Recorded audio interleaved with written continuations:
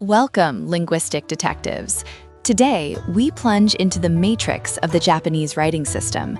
Look at the kanji for bai, cow. At the top, is it a net or is it an eye? It's a visual puzzle that trips up even seasoned veterans.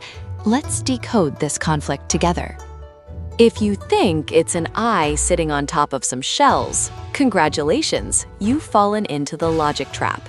I mean, why would an eye be staring at seashells? Is it judging their aesthetic value? No, that makes zero sense in the cutthroat world of ancient commerce. Let's engage breakdown mode. To truly understand this kanji, we need to dissect its anatomy like a linguistic surgeon. We have the top component and the bottom component.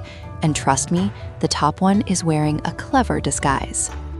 Ah, the top component. It looks exactly like the kanji for eye, mei, right? Wrong.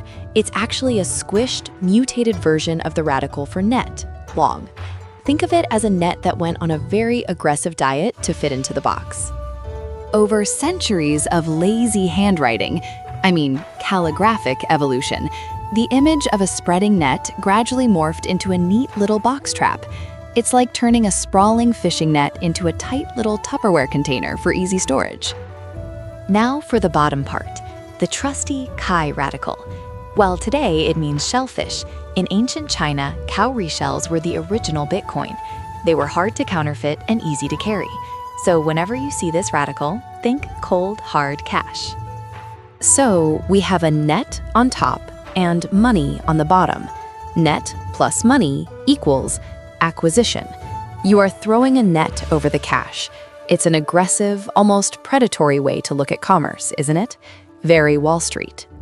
Compare it to the kanji for sell, uru. Selling is pushing goods out, but bai, cow, is pulling resources in. You cast the net and you drag the profits towards yourself. It's capitalism boiled down to a few brushstrokes. So how do we memorize this without crying over our flashcards? We use the WTF logic, or the dark origin story mode. Let's look at 2 mnemonic hacks to burn this character into your brain permanently. Mnemonic number 1, the dark origin. Let's go back to the Oracle bone script. Look at this ancient drawing. It literally shows a massive net swooping down to trap a giant cowrie shell.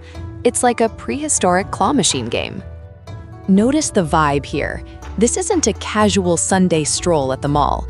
This is active pursuit, forceful acquisition. You aren't just shopping, you are hunting for value, throwing your net to capture the prize before anyone else does. Mnemonic number 2, the visual hack. If the net origin is too abstract, lean into the misconception. Imagine a giant glowing eye intensely scanning a shelf full of shiny shells. It's the ultimate consumer gaze. Buy a lot. So much stuff. Picture yourself dragging an absurdly large net bulging with golden shells and coins. You threw the net, you caught the goods, and now you are hauling your massive loot home. Or simply think of eyeing the goods. You see something you want. Your eyes lock onto the price tag, the money, the shelf, and you decide to make it yours. It's simple, visual, and highly relatable.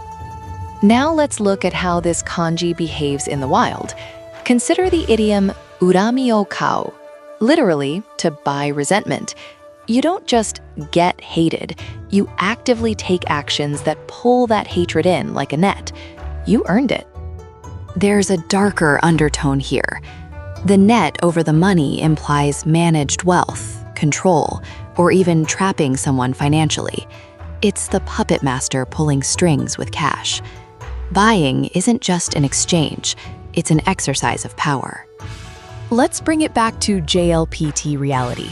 For N5, you have kaimono, shopping, a simple basket. But for N4, you upgrade to buy, buying and selling. It's the constant flow of casting the net and releasing the goods. Feeling advanced? Here is baishu, to buy and to gather. It means acquisition, buyout, or even bribery, a corporate scandal. You throw the net of money to capture loyalty or silence. Very dramatic, isn't it? Let's summarize our findings. Whether you remember it as the ancient net capturing the shell or the modern eye locking onto the prize, the core concept remains. Cow is about forcefully capturing value and pulling it towards yourself. Congratulations! You've successfully decoded the matrix of the Bai kanji. You are now armed with ancient linguistic secrets. If you survived this logic tap, hit subscribe. Let's capture more kanji mysteries together next time.